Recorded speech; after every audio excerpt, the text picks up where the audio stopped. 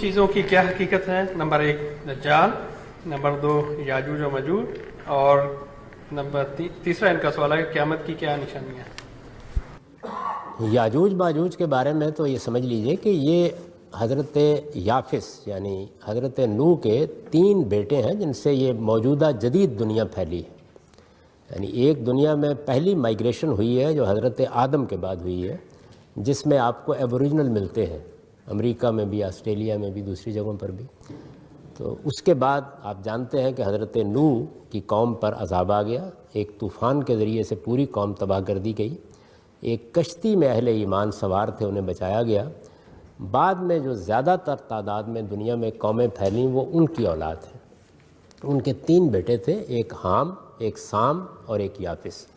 حام کی اولاد زیادہ تر افریقہ میں آباد ہوئی، چنانچہ دنیا میں پہلی تہذیبیں زیادہ تر افریقہ ہی میں نمودار ہوئی ہیں۔ سامی نسلیں یہ زیادہ تر مشرق وسطیٰ میں آباد ہوئیں، یہ سام کی اولاد ہیں ان کے دوسرے بیٹے کی۔ اور یافس کی اولاد یہ وسط ایشیا میں ماسکو، طبالسک، ان علاقوں میں آباد ہوئی۔ یافس جو تیسرے بیٹے ہیں اس کے پھر 10-11 بیٹے تھے، ان میں سے 2 کا نام گوگ اور میگوگ، یاجوج اور ماجوج تھا۔ تو یہ ساری اقوام جو وسط ایشیا میں ہیں یہ زیادہ تر گوگ میگوگ کی اولاد ہیں۔ یاجوج ماجوج ہی کے ایک بھائی کا نام یابان تھا جس کے نام پہ جاپان ہے۔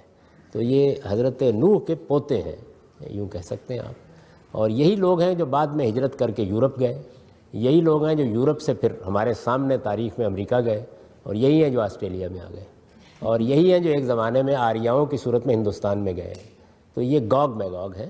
تو قرآن مجید یہ کہتا ہے کہ پہلے ہم نے ہر قوم کو موقع دیا ہے، تاریخ کی ابتدا ہوئی تو حامی نسلوں کو موقع دیا گیا، پھر اس کے بعد سامی نسلیں دنیا کے سٹیج پر آئیں اور اس کے بعد اپنا وقت گزار کے چلی گئیں۔ یہ اب یافس کی اولاد کا دور ہے، یا دوسرے لفظوں میں کہیے گوگ میگوگ کا دور ہے۔ تو ان کی اس وقت نسلیں ہی دنیا کے پھاٹکوں پر قبضہ کیے ہوئے ہیں، ان کا غلبہ ہے۔ قرآن یہ کہتا ہے کہ یہ دنیا پر پل پڑیں گے، ایک وقت ایسا آئے گا کہ پوری دنیا پر طاقت کرنے کے لیے نکل کھڑے ہوں گے۔ جیسے یہ نکلیں گے اسرافیل سور پھونک دے گا اور قیامت برپا ہو جائے گی۔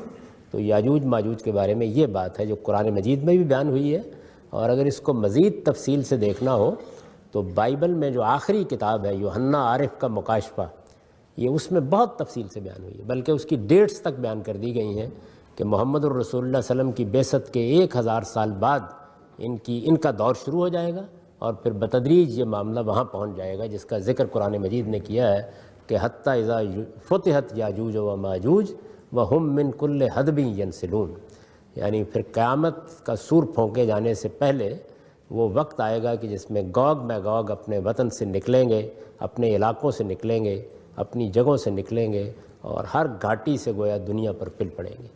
تو یہ فتنہ عظیم ہوگا جس کے اندر سے قیامت برپا ہو جائے گی۔ یہ یاجوج ماجوج کے بارے میں بات بیان کی گئی۔ دجال کے بارے میں حدیثوں میں بیان ہوا ہے، قرآن میں اس کا کوئی ذکر نہیں ہے۔ وہ یہ بتایا گیا ہے، اور بظاہر کوئی انکار کی وجہ نہیں ہے، اس لیے کہ یہ بات بڑی معقول لگتی ہے کہ حضرت مسیح علیہ السلام کے بارے میں مسلمانوں کے اندر بھی یہ خیال پیدا ہو گیا کہ وہ دوبارہ آئیں گے۔ یہود نے حضرت مسیح کو مانا ہی نہیں، وہ اب تک انتظار کر رہے ہیں کہ ان کو آنا ہے۔ مسیحیوں کے ہاں بھی یہی چیز کم و بیش موجود ہے۔ تو رسول اللہ صلی اللہ علیہ وسلم نے یہ فرمایا کہ آخری زمانے میں کوئی آدمی مسیح دجال ہونے کا دعویٰ کرے گا، یعنی جھوٹا ہوگا لیکن مسیح ہونے کا دعویٰ کرے گا۔ تو یہ بتایا گیا ہے، دیکھیے کب اس کا ظہور ہوتا ہے اور کب یہ بات سامنے آتی ہے۔ بس اتنی بات ہے جو روایتوں میں بیان ہوئی ہے۔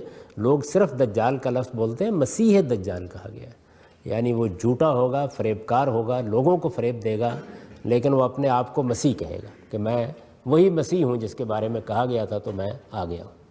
یہ مسیح کے بارے میں یہی بات ہے جو بیان کی گئی ہے۔ قیامت کی نشانیوں میں سے ایک تو میں نے بیان کر دی، یاجوج ماجوج کا خروج ہے، اس کا سلسلہ شروع ہو چکا ہے، اور بالکل ٹھیک رسالت میں آپ صلی اللہ علیہ وسلم کے کم و بیش 1000 سال بعد ہی یہ غلبے کا عمل شروع ہوا ہے، آہستہ آہستہ پایہ تکمیل کو پہنچ رہا ہے۔ لیکن نبی صلی اللہ علیہ وسلم نے قیامت کے قرب کی، یہ تو قیامت کے برپا ہونے کے وقت کا معاملہ ہے۔ قیامت کے قریب آنے کی جو نشانیاں بیان کی ہیں وہ بالکل حرف بحرف اس وقت پوری ہو گئی۔ بہت مشہور واقعہ ہے جس میں حضرت جبریل رسول اللہ صلی اللہ علیہ وسلم کے پاس آئے، انہوں نے آ کے کچھ سوالات کیے، وہ چلے گئے تو آپ نے لوگوں سے پوچھا جانتے ہو یہ کون تھے؟ آپ نے فرمایا یہ جبریل امین تھے، یعلمکم دینکم، تمہیں دین کی کچھ بنیادی باتیں سکھانے کے لیے آئے تھے۔ انہوں نے کچھ سوالات کیے ہیں، ان میں 3 سوالات ہیں جو اسلام، ایمان اور احسان کے بارے میں ہیں۔ آخری سوال انہوں نے یہ کیا کہ قیامت کب برپا ہوگی؟ تو رسول اللہ صلی اللہ علیہ وسلم نے ان کے جواب میں یہ کہا کہ جتنا آپ کو علم ہے اتنا ہی مجھے ہے، نہ میں جانتا ہوں نہ آپ جانتے ہیں، اس کا وقت اللہ نے کسی کو نہیں بتایا۔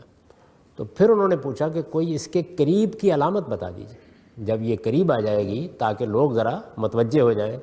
تو آپ نے فرمایا کہ 2 چیزیں ہوں گی، ایک غلامی بحیثیت ادارہ ختم ہو جائے گی، سلیوری دنیا کے اندر صدیوں سے رہی ہے، یہ ایک ادارے کی حیثیت سے ختم ہو جائے گی، اور عرب کے ننگے پاؤں ننگے بدن پھرنے والے چرواہے عمارتوں کی بلندی میں ایک دوسرے سے مقابلہ کر رہے ہوں گے۔ تو یہ دونوں نشانیاں جو ہیں یہ بالکل ٹھیک حرف برف پوری ہو چکی ہیں۔